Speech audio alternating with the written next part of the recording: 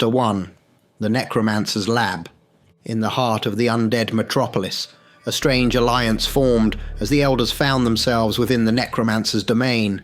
They walked through a labyrinth of corridors, each turn revealing more of the Necromancer's macabre laboratory. Around them were vats of bubbling liquids, shelves lined with arcane tomes, and tables strewn with various biological specimens. The Necromancer, Dr. Stephen Lestat, led the elders with an air of pride, gesturing to his elaborate setup. Here lies the culmination of my life's work and unlife's curiosity, the exploration and manipulation of genetics, genealogy, and biology. These disciplines have allowed me to create and sustain life, or a semblance of it, within my creations, he explained, his voice resonating with a mixture of madness and genius. Varric, representing the elders, observed the surroundings with a mixture of fascination and skepticism. Your achievements in the field of reanimation are indeed remarkable, he conceded, but we question your motives. Why reveal all this to us? What is your end game? The Necromancer met Varric's inquiry with a knowing smile. My motives are simple. In a world ravaged by chaos, we, the evolved beings, must seek our own path to survival and supremacy.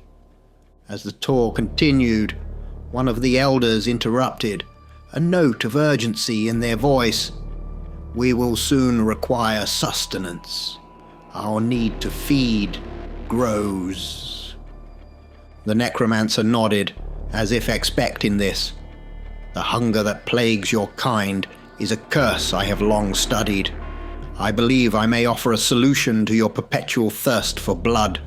But first, you must feed.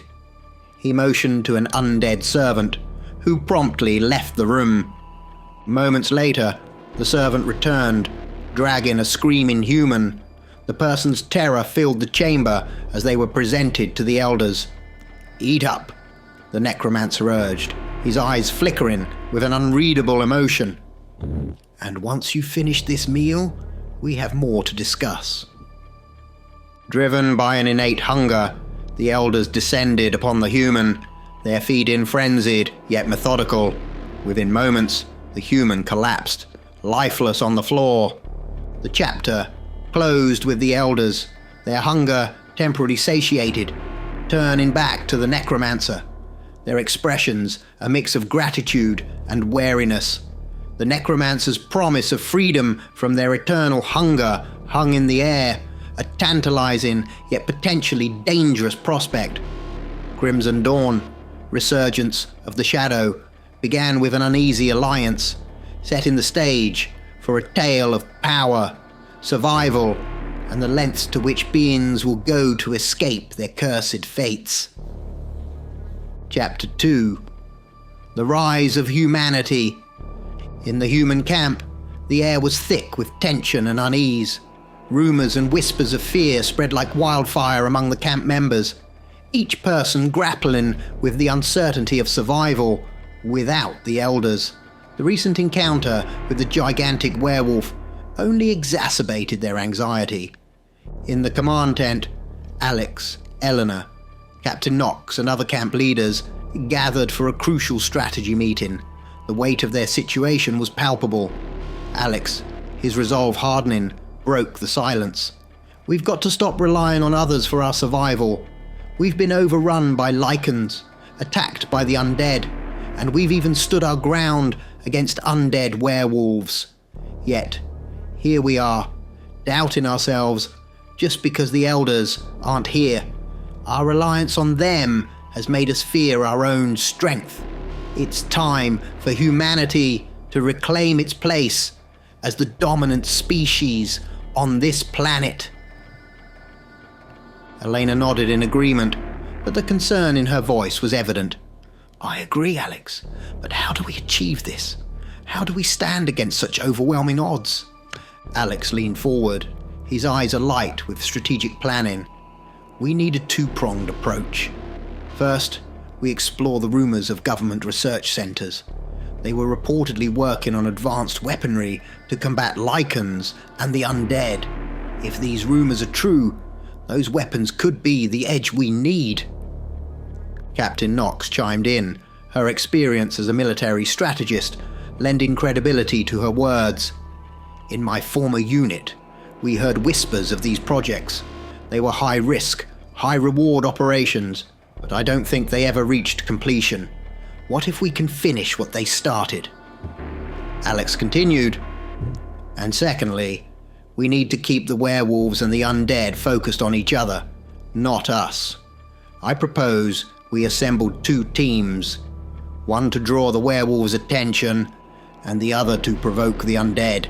If we can lead them to clash with each other, it will give us the breathing space we need. The room fell silent as the leaders absorbed Alex's plan. It was bold, risky, but it was a spark of hope in an otherwise dark situation, a plan that could pivot the scales in their favor and reclaim their place in a world that had been torn away from them. As the chapter closed, the camp began to buzz with a renewed sense of purpose. Teams were formed, plans were drawn, and the seeds of a daring strategy were planted. Chapter 3. The Plan in Motion. Alex's team, after meticulously following the trail of destruction left by the gigantic werewolf, managed to locate the den of the werewolf pack deep in the forest. Meanwhile, Captain Knox, with her keen military acumen, conducted a thorough reconnaissance of the undead metropolis. Days of stealthy observation yielded valuable intelligence on both factions. Upon reconvening at the camp, Alex shared his findings. The distance between the werewolf den and the undead metropolis is too vast. Leading them to collide is going to be a challenge, he admitted. As the group pondered over this obstacle, one of the camp's engineers, named Jenna, stepped forward with a solution. We've been working on some vehicles, repurposing old cars with the fuel we've managed to scavenge. They're fast and should be more than capable of outrunning the werewolves and drawing the undead, she explained, pointing to a few rugged-looking vehicles parked nearby. Captain Knox's eyes lit up with strategic possibilities. That's brilliant. With these, we can lead the werewolves directly into the undead army, she said. Alex nodded, a determined smile crossing his face.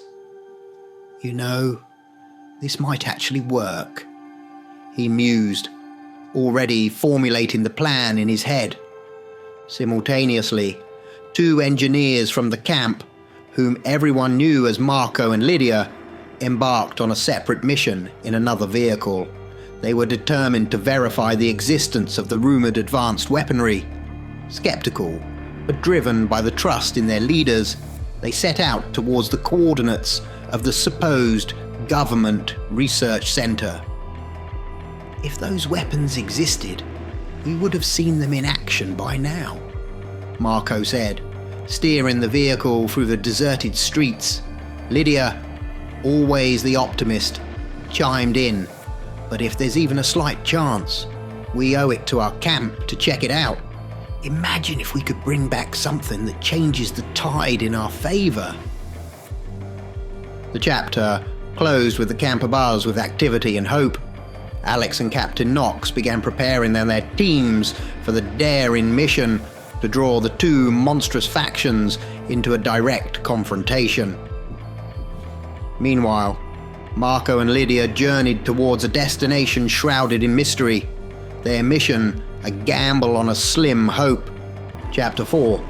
Convergence of Forces. In the depths of the forest, the werewolf den buzzed with a primal urgency. The Alpha, driven by the need to expand its pack, readied its group for an assault on the human camp. With its most powerful allies by its side, 2 mutated werewolves and the colossal werewolf abomination, it set out towards the camp, confident in its impending victory. Back in the undead metropolis, the necromancer was deep in his latest experiment, one that promised to alter the very essence of the Elder's existence. His goal was ambitious, to free them from their bloodlust and potentially unlock greater powers within them. On the outskirts of the metropolis, the once silent streets were filled with the blaring sounds of rock music. Captain Knox, sitting in a rebuilt car, blared the tunes as she mock-played an air guitar.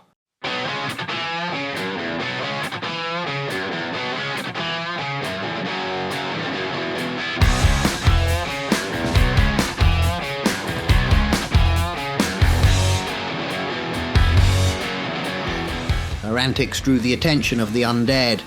Within moments, a horde began to converge on her position. Smirking, she slammed the car into gear, leading the undead masses away towards a predetermined location. Meanwhile, in the woods, as the werewolves reached a crossroads, the sound of a car horn echoed through the trees. The Alpha, sensing an opportunity, commanded its pack to give chase while it remained behind. With 2 pure werewolves, Alex, behind the wheel of another rebuilt car, floored the accelerator, leading the werewolves on a wild chase towards the same location Captain Knox was heading.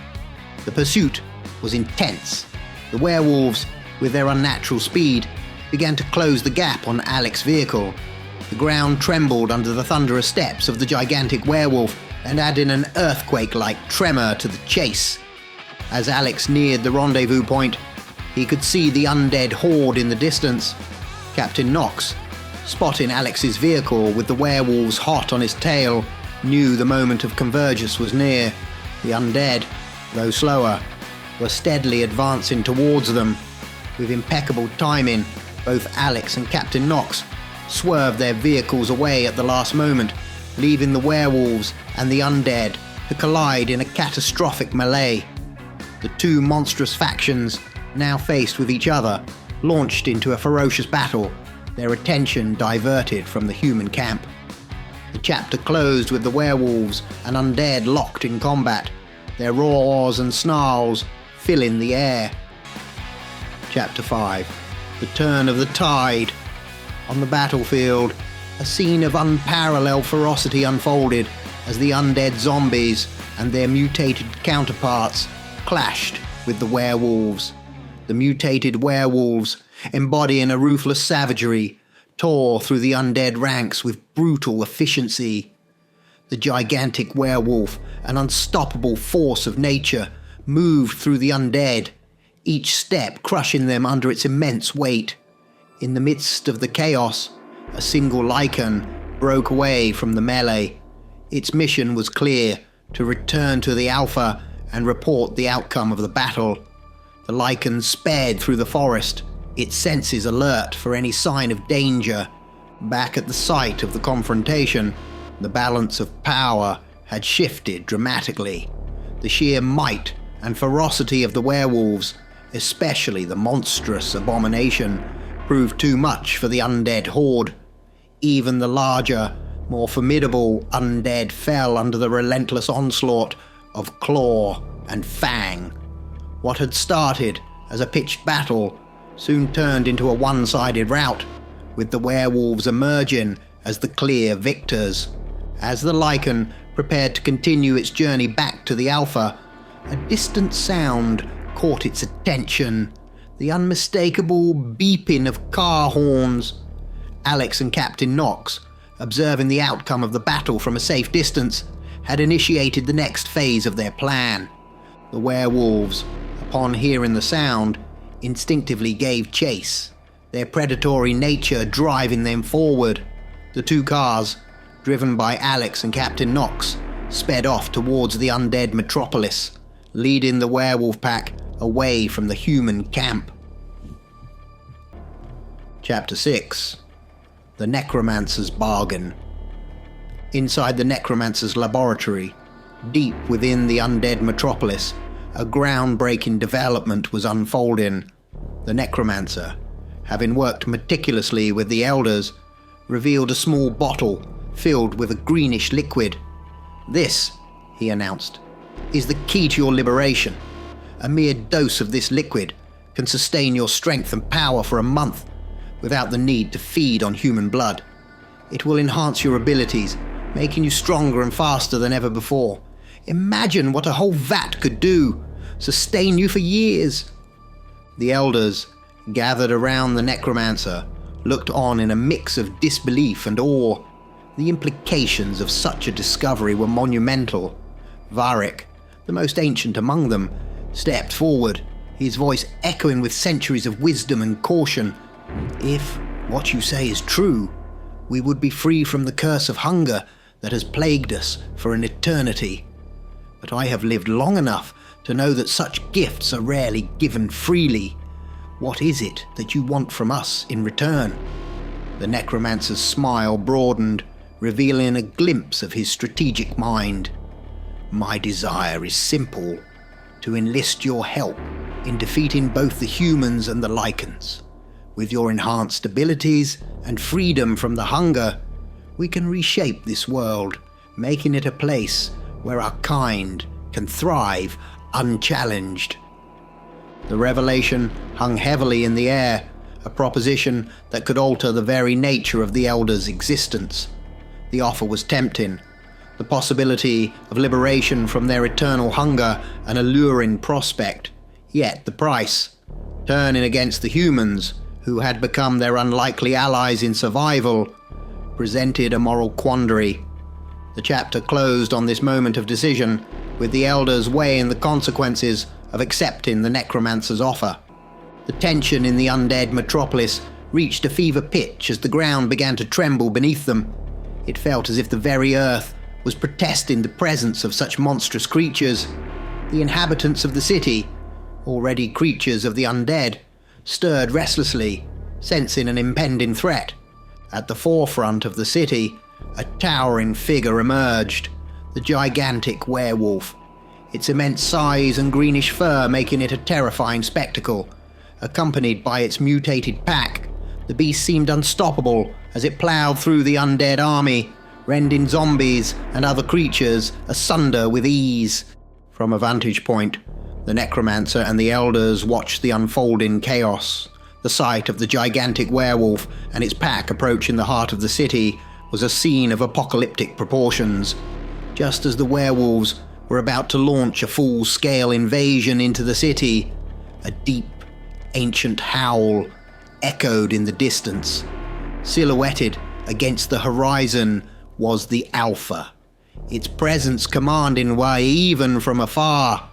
Upon hearing the Alpha's call, the werewolf pack, including the gigantic behemoth, ceased their assault and abruptly turned, exiting the city with a renewed sense of purpose. The necromancer, observing from his high vantage, murmured, "This changes a few things." The sight of the gigantic werewolf had clearly left an impression on him, a rare moment where his confident demeanor faltered. From a distance, Captain Knox and Alex, through their binoculars, witnessed the elders standing beside the necromancer. "Traitors," Alex muttered under his breath, a mix of disappointment and anger in his voice. They knew it was time to head back to the camp with this crucial information. As the werewolves retreated and the undead forces re-established their positions in the metropolis, a sense of unease settled over the city. The chapter closed on this uneasy calm, leaving the future actions of the Alpha and its pack, as well as the intentions of the necromancer and the elders, shrouded in mystery. The two engineers, Marco and Lydia, drove up to what looked like an abandoned military site, now overrun by nature.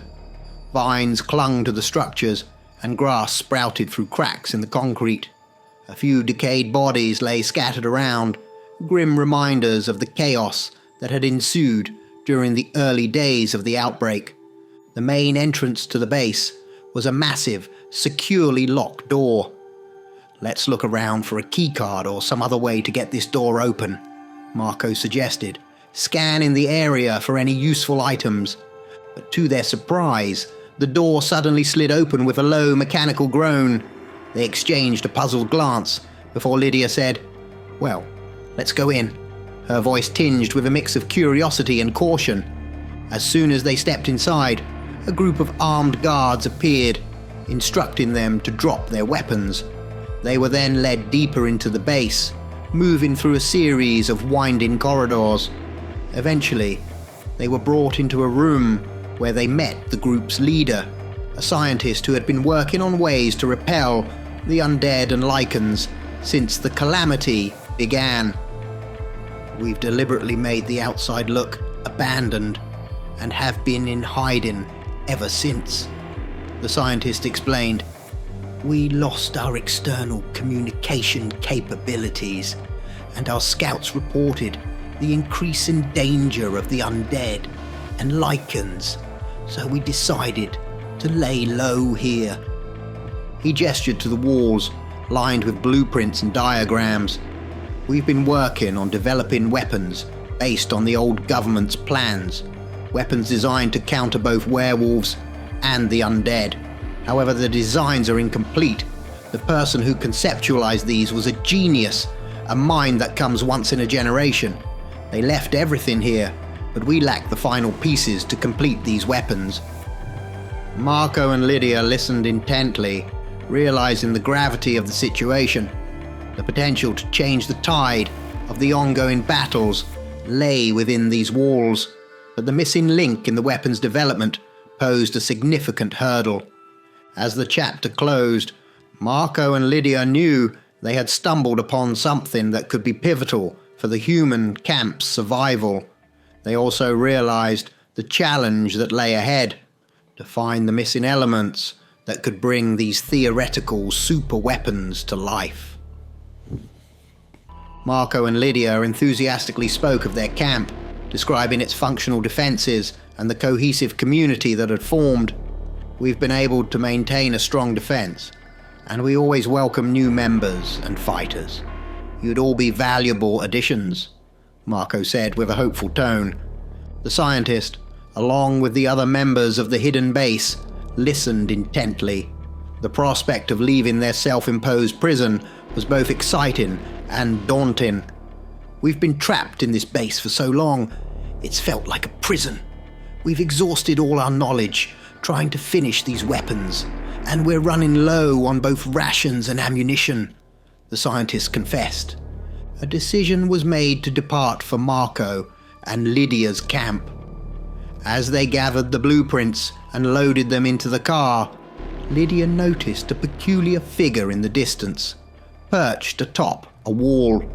The figure, clad in tattered clothes and a chrome mask, stood up and began walking towards them. As he approached, the group could see the wear and tear on his clothes, suggesting a life of hardship and survival. He pointed to one of the diagrams that they were loading. You may take most of that, but that particular diagram must stay here, he said in a voice that commanded attention. Marco and Lydia exchanged confused looks, while the others from the base emerged, curious about the stranger's sudden appearance. The masked man continued, That diagram was a failure, a dead end. It will only waste your time. The others, however, could lead you to the completion of the weapons, provided you're smart enough to decipher them. Intrigued, Marco asked, How do you know all this? The stranger's reply was simple and startling. I drew them. The chapter closed on this intriguing revelation. The mysterious stranger, the apparent architect of the weapons designs, had just entered the scene, adding another layer of complexity to the situation. His knowledge and expertise could be the key to completing the weapons and potentially turning the tide in the human struggle for survival. Marco's question hung in the air, laden with hope. If you drew these, then you know how to finish the weapon. I did finish it, the stranger replied, his voice even. But everything there is government property. I left it as it was not mine to take. Marco, struggling to comprehend, asked, If you had completed the weapon, you could have saved humanity. The stranger's response was tinged with bitterness. I never felt it was worth saving. The government treated me as an object a drone for their purposes. They used me to create power for themselves, not for the good of mankind. I saw the corruption, how power was wielded not to help, but to control. Power that I gave them. Lydia interjected. But what about everyone else? What happened to them without that weapon? Exactly what they deserved, the stranger answered. The system was so corrupt, it would have destroyed itself eventually. The virus just hastened the process. With the government, the financial systems, the endless debt. It all had to fall. So, I left everything they paid me for and moved on. The weapon works, but I refused to let them hold my brain, my creations, hostage. The scientist from the lab, intrigued and desperate, asked, "Who are you? And if you can create such a weapon, you can save us all." The stranger shook his head slightly. "I'm not in the business of saving others, but if you can figure out how to finish the weapon based on those plans, maybe you can save yourselves." Lydia stepped forward, her voice earnest. "There's no government anymore, no system looking to chain you. The world you knew has fallen. The people you see before you, we were the ones chained by the system. Now we're fighting not against control, but against extinction, against real threats, the undead, the werewolves." The stranger paused, taking in Lydia's words.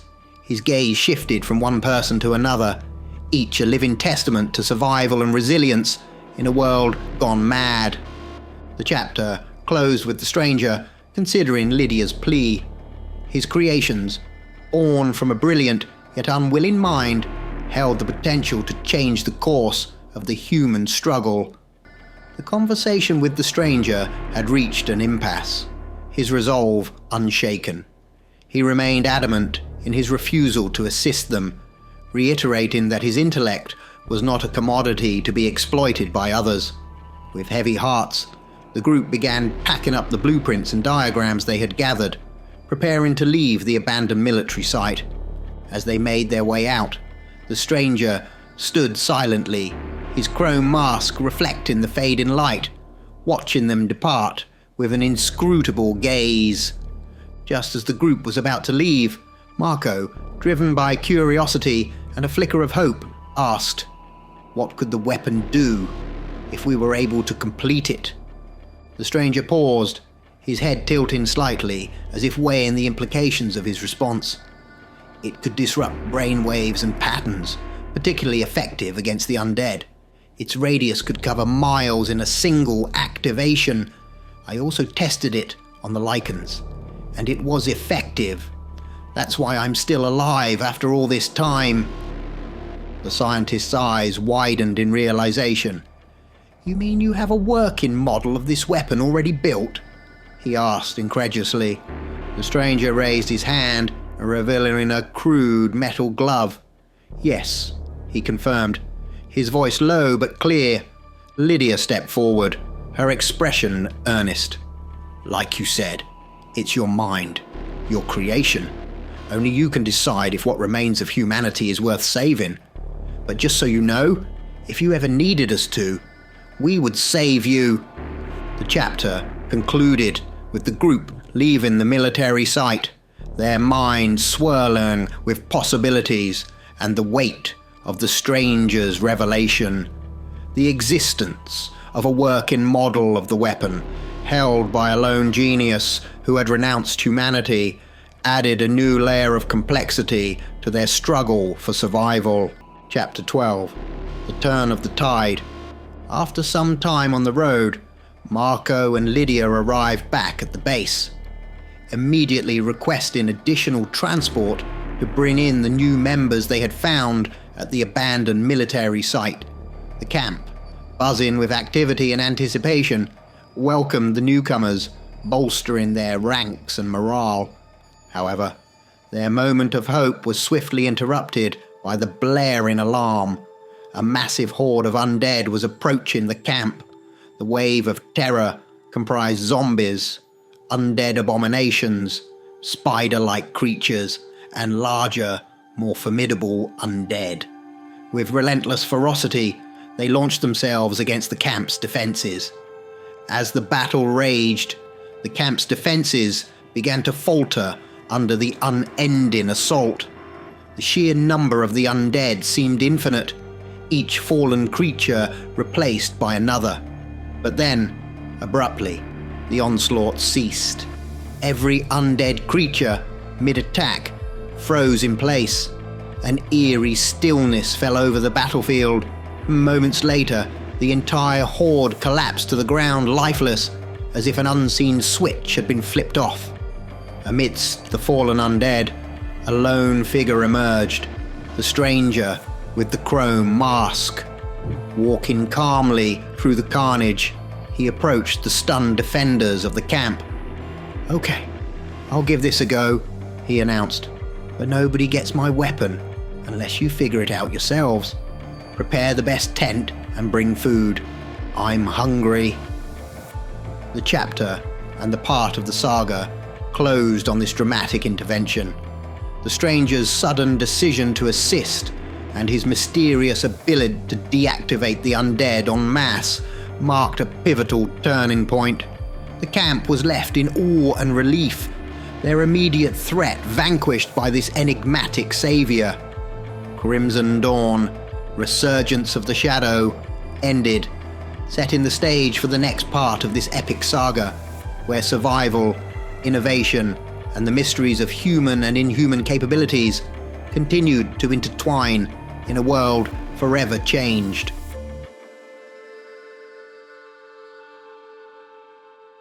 Thank you for joining me on this chilling journey. If your thirst for the unknown and the unexplained is still unquenched, I invite you to delve deeper into the abyss of terror. Just beyond the veil of reality, another story awaits to send shivers down your spine.